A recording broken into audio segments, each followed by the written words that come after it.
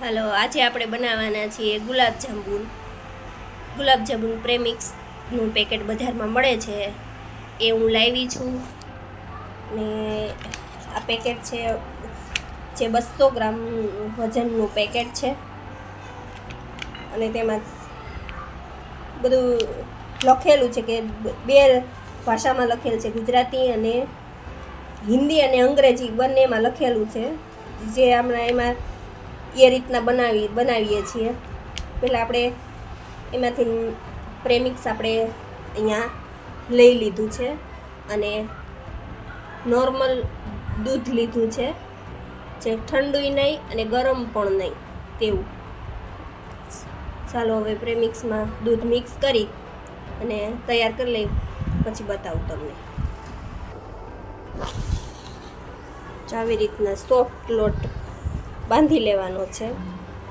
પછી થોડુંક મારે ઘટશે દૂધ એટલે પછી નાખી મિક્સ કરી લઉં. જો અહીંયા આવી રીતના લોટ તૈયાર કરી લીધો છે ને એને 5 મિનિટ માટે મૂકી દેવાનો છે. ત્યાં સુધીમાં આપણે અહીંયા સુગર સિરપ બનાવી લઈએ, એટલે કે ચાસણી બનાવી લઈએ. એના માટે જે વાટકો ભરીને ખાંડ લીધી હોય, અમે 700 ગ્રામ ખાંડ લીધી છે. 250 ગ્રામના પેકિંગમાં 700 ગ્રામ ખાંડ લીધી છે. તેમાં તેટલું જ પાણી ઉમેરવાનું. જેટલી ખાંડ હતી તેટલું જ પાણી મેં ઉમેર્યો છે. હવે આને આપણે ગેસ ઉપર મૂકી દઈશું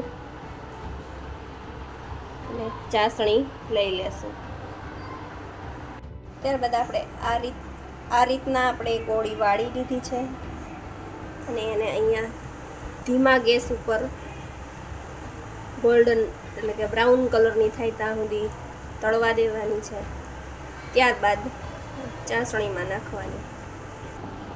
જો આ રીતના આપણી જાંબુની ગોળી બની ગઈ છે. હવે એને આપણે ચાસણીમાં આ જ રીતના એમને ઉમેરી દેવાની છે.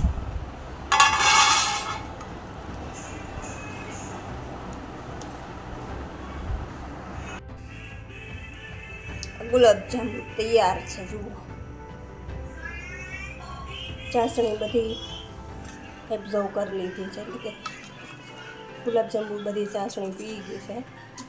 મસ્ત બની ગયા છે, એકદમ સોફ્ટ છે.